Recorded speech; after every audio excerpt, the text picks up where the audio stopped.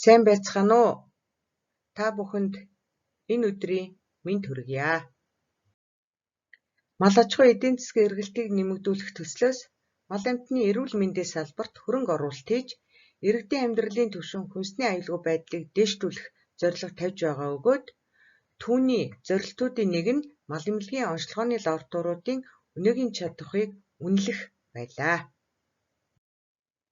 Би та бүхэнд өнөөдрийн илтгэлээрээ мал эмнэлгийн онцлогооны лабораториудад үнэлгээ хийсэн тухай, лабораториудад илрүүлсэн давуу болон сул талууд, мал эмнэлгийн онцлогооны сүлжээ лабораторийн бүтэц, үйл ажиллагаа, сүлжээ лабораториудад болон мал эмнэлгийн ерөнхий газарт хандсан зөвлөмж, түүнчлэн мал эмнэлгийн онцлогооны сүлжээ лабораторийн стратегийн тухай товч танилцуулах болно. Бид лабораториудад Нүүбийн хүнс сэдвийн аж ахуйн байгууллагын лаборатори үнэлэх аргаар үнэлгээ хийсэн бөгөөд энэ нь стандартчлагдсан Excel програм байдаг бөгөөд тухайн лабораторийн ерөнхий төлөв, дэд үтц хангамж, лабораторийн гүйцэтгэл үйл ажиллагаа, чанарын баталгаажуулалт, сүлжээг хамарсан 17 төрлийн 108 дэд төрлийн асуумжаас бүрддэг юм аа.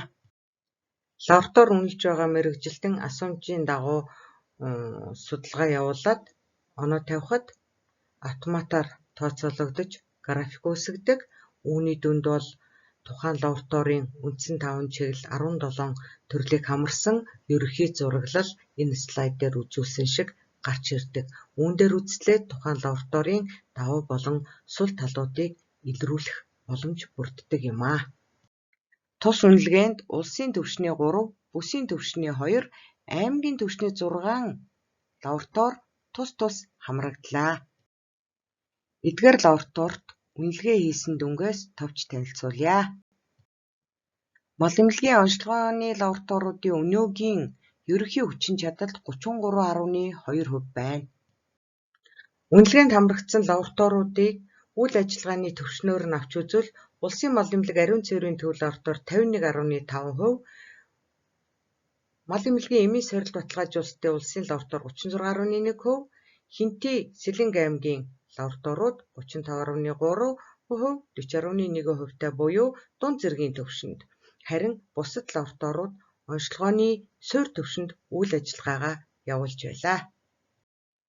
Газар зүйн байршил, үндсэн хангамж, байгууллагын бүтцээрээ лабораториуд давуу байсан бол уралж үтсийн хангамж, чанарын баталгаажуулалт, харилцаа холбооны хэрэгсэл, үндэсний лабораторийн сүлжээ, дунд зэрэг, харин лабораторийн санхүүжилт, дэд бүтэц, тоног төхөөрөмж, ажилтны ур чадвар, дээд хүлээн авалт, технологийн боломж, сургалт, бие аюулгүй байдал болон хамгаалал, ажилтны аюулгүй байдал, лабораторийн үйл ажиллагаа маш сул байлаа. Үнэлгээний явцад илэрсэн сул талуудыг та бүхэн тоомлон үргэе. Лабораториуд санхүүгийн эрх мэдлэгүү, лабораторийн менежмент цул, улс төрийн нөлөөлөлтөө, лабораторийн бүтэц тогтвортой бус байгаагаас болсон хүчний тогтвортой ажиллагаа алдагдсан, тоног төхөөрөмж хуучирсан, эвдэрсэн, аймагуудад полимеразын гинжээ уруулын хэрэгслэл төхөөрөмжийг огт хэрэглээгүй, лабораторийн зохистой дадал, лабораторийн ур чадвар, бие аюулгүй байдал, чанарын баталгаажуулалтын сургалт бараг хийгээгүй, сургалтанд ажилтнаараа хамруулаагүй, мөн лабораториудад чанарын баталгаажуулалт байхгүй, чанарын системийн бодлогогүй юм байна. Лабораториудын өдөр тутмын үйл ажиллагаанд ирж буй шинжлэх дээжний тоо тунцэн хангалтгүй байна. Хүнсээ зах сум дүүргийн мал эмнэлэг үйлчилгээний нэгжийн лабораторийн сүлжээнд хамрагддаггүй буюу хамрагдаагүй байна. Тоног төхөөрөмжийн засвар үйлчилгээний мэргэжилтэн хумс байна.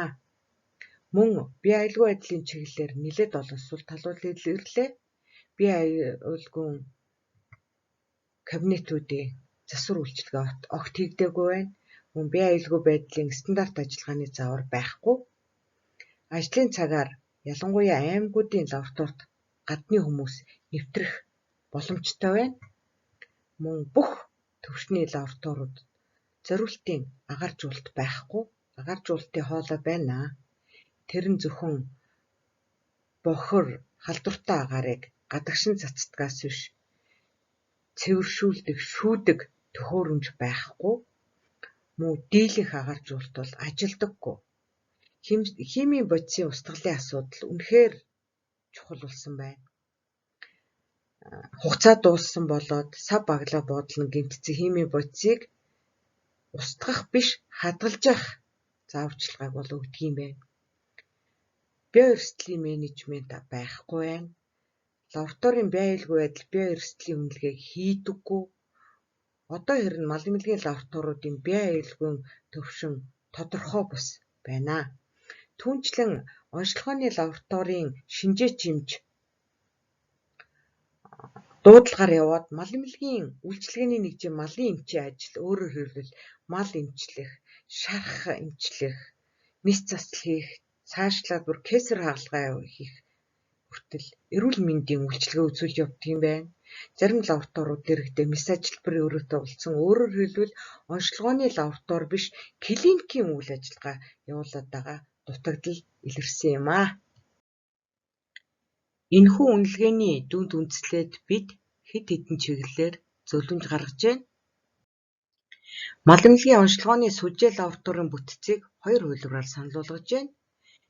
Нэгдүгээр хувилбарт улсын түвшинд 2 лаборатори, түүнчлэн аймаг нийслэлийн мал эмнэлгийн лаборатори, сум дүүргийн мал эмнэлгийн үйлчилгээний нэгжийн лаборатори үйл ажиллагаа явуулах юм аа.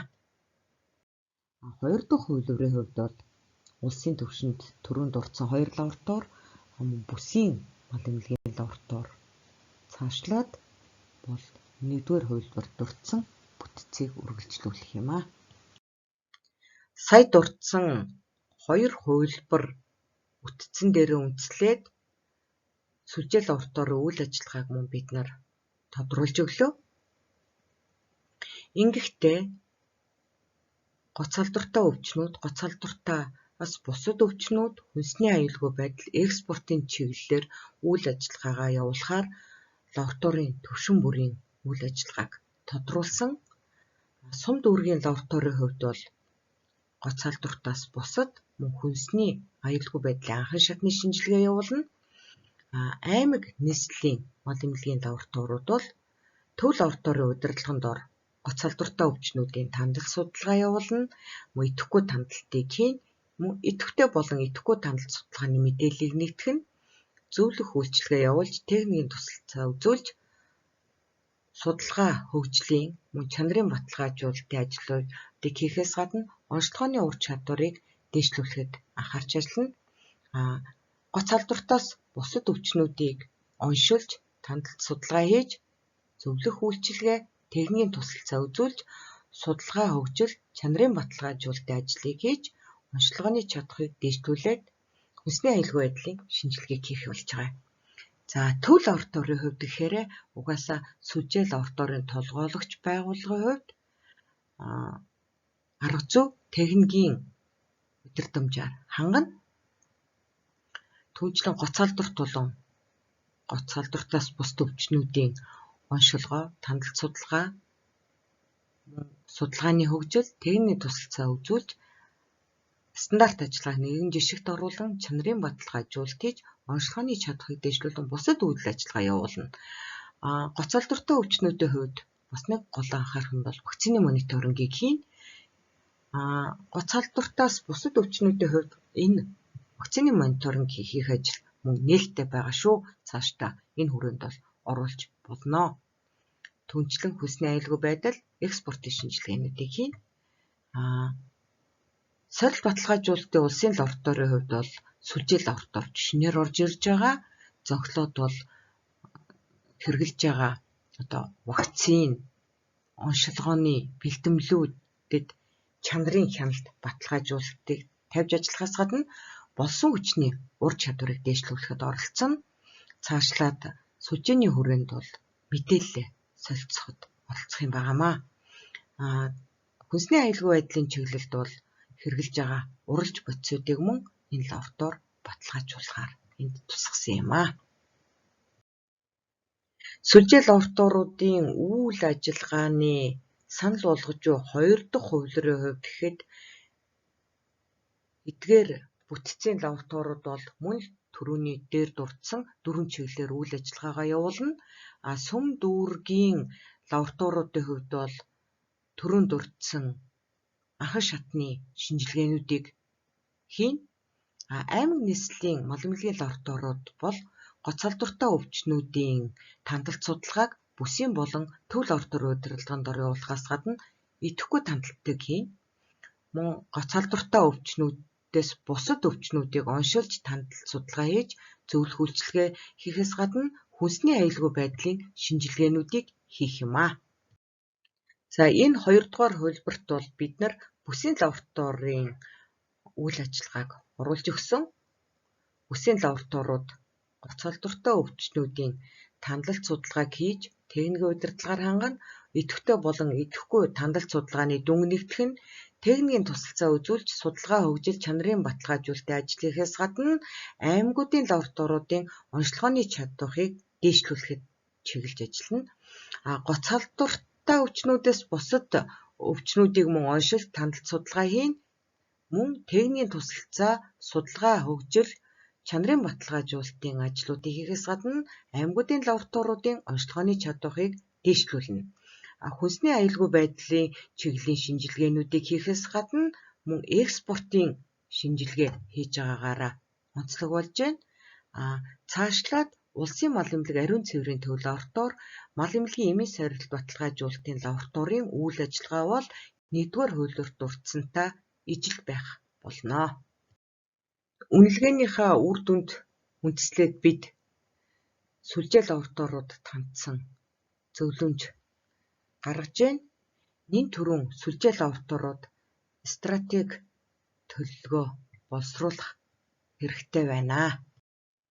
Хүний нөөц дэд бүтцийг сайжруулж, чанарын баталгаажуулалтын системийг хөгжүүлэн, үндсэн болон аюулгүй байдлын үнэлгээг докторжуулж, бие аюулгүй байдал, бие хамгааллыг сайжруулснаар онцлогооны лабораториудын чадварыг бэхжүүлэх, мөн санхүүгийн хараат бус байх.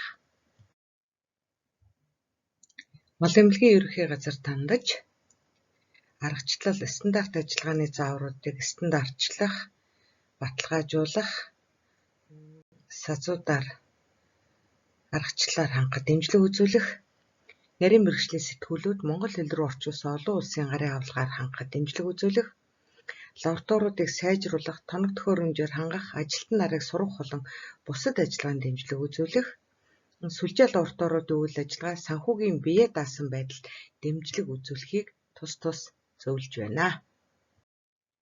Мал эмнэлгийн онцлогооны сүлжээ лабораторийн стратеги төлөвлөгөөг бид мөн санал болгож байна.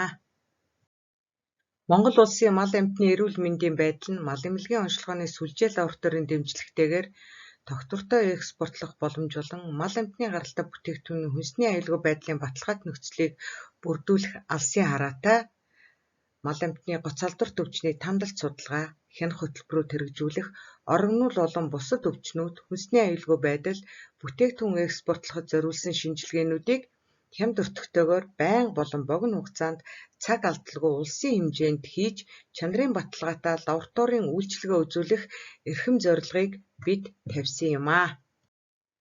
Лабораторийн иж бүрэн дэд үтц шаардлагатай технологи дамжуул сургалтын систем бий болгож, оншилгооны үйл ажиллагааг чигдрүүлэн нэгдсэн стандарт ажиллагааны заавар боловсруулж, удирдлага санхүүжилтийн дэвшилт шийдлийг нэвтрүүлэн мэдээллийн солилцоо, мэдээллийн урсгалыг боловсронгуй болгох тэргүүлэх чиглэлүүдийг бид тодорхойллоо.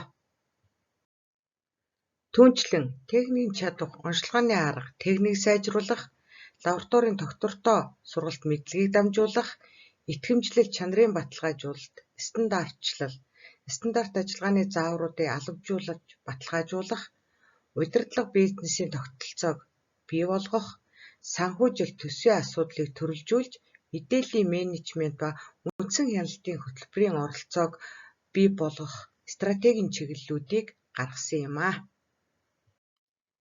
Энэхүү слайдн дээр стратеги төлөвлөгөөний нэгэн хэсгийг жишээ болгон та бүхэнд харуулж байна.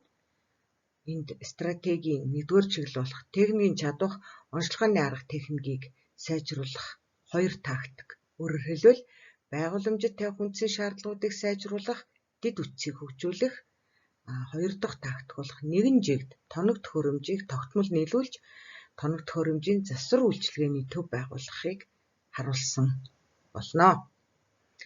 Лабораторийн стратегийн талаар маргааш үргэлжлэх симпозиум дээр дэлгэрэнгүй ярилцах тул би илтгэлээ үүгээр өндөрлөж байна. Анхаарлаа хандуулсанд баярлалаа.